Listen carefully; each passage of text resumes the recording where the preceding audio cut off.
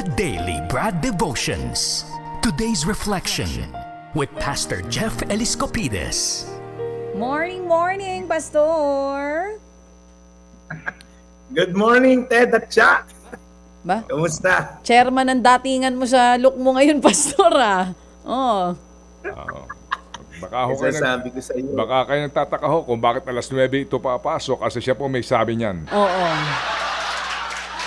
Eto na, medyo na-late ng konti ang pasok ni Pastor pero for sure inaabangan ka pa rin yung mga parokyanong senior at super senior. Anong meron ngayon, Pastor? Ang traffic kasi kanina, Brad, Ted, sa Marcos Highway. Papunta ako dito sa Camp Aguinaldo. Ito'y part ng ating public servant. Ako po ay sit on the board ng NABSOCOG ng Philippine Navy. So ngayon po yung huli naming meeting at the same time may Christmas party. So I'll be sharing the word sa ating mga sandatahan. Ayan. So kaya nandito po ako ngayon. Mabuhay. Sa Camp Dimalupig Hall. Ayan. So, sige. So, opo. Pero yung signal ng internet mo dyan para pagkalayo-layo mo.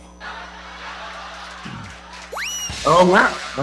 Yung yung boses siguro, Brad Ted. Oo, yung anyway, yung sige, audio mahina. Sige, so baka tayo maputol, Brad Jeff. Marami nag-aabang nito. And again, ang ating pong aral today, ang ating katanungan para po sa ating What's on Your Mind Tomorrow.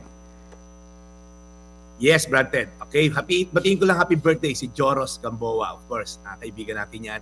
Ang aming bullfrog dito, Commodore Dwight Steven Dulnoan, si Sir Lemuel Rosete at si Captain Lalisan. Ayan, good morning sa inyo lahat.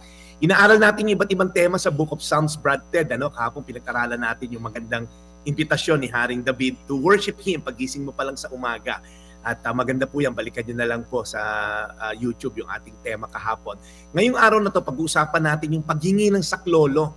Alright? Naranasan nyo na po bang manghina sa dami ng problema? Maring hindi ito dulot ng kapabayaan mo or maring kasalanan mo rin, kaya ka naghihirap ngayon.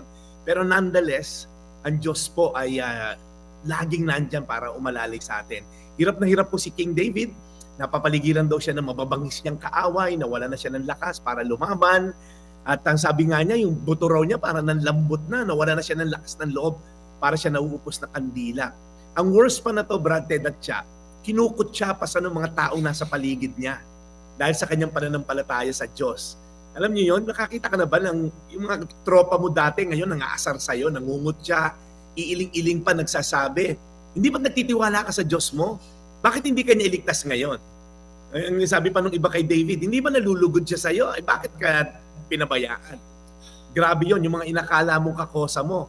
Okay? Nung masaya buhay mo, ngayon tablado ka na. Pero kakaiba po siya sa lahat si David. Kaya siguro hanggang ngayon pinag-uusapan natin yung buhay niya. Kahit hinang-hina siya, wala nang ibang matakbuhan sa paligid niya. Ito yung sabi niya. Pakita mo, Seth, Salmo 22:19. Sa Psalm 22 verse 19, ngunit kayo, Panginoon, huwag niyo akong lalayuan. Kayo ang aking kalakasan, magmadali kayo at ako'y tulungan. Ang ganda po na to, no? Lumayo man lahat sa Kanya, huwag lang yung presensya ng Diyos. Yung lagi po yung longing ni David, yun yung laging request niya, ang hindi mawalay sa presensya ng Diyos. Yan po dalangin ko sa ating lahat. Makuha man natin yung magagandang bagay kung wala naman ang presensya ng Diyos, wala rin po yan, panandalian lang yan.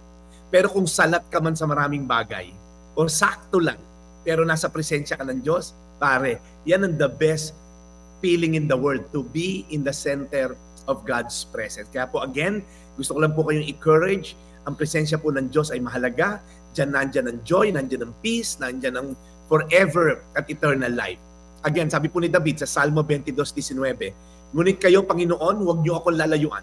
Kayo ang aking kalakasan, magmadali kayo at ako iyong tulungan. Panginoon, salamat po sa salmo na ito na naging lakas ni David at maging lakas din namin, Lord, sa tindi ng laban sa buhay, ang hamon ng buhay, kayo po ang aming maging kalakasan. Ang presensya mo, ang lagi naming takbuhan ng kalakasan namin. Salamat po sa may mga pinagdadaanan ngayon, palakasin niyo po sila.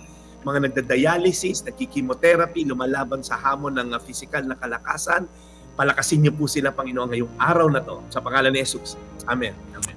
Amen. Panginoon, muli po, salamat sa araw na ito. Salamat, Panginoon, sa magandang mensaheng hatid ng The Daily Brad. Alagaan niyo po siya and bless his mission today, si Brad Jeff. And pagpalain po ninyo ang mga tulad ni Tatay Nestor. Sana po, dumami pa ang katulad niya. In Jesus' name, Amen. we pray. Amen. Amen. Amen. Ted Filon at DJ Chacha. Ngayon, nasa Radyo 5, 92.3 News FM. Monday to Friday, 6 to 10 a.m.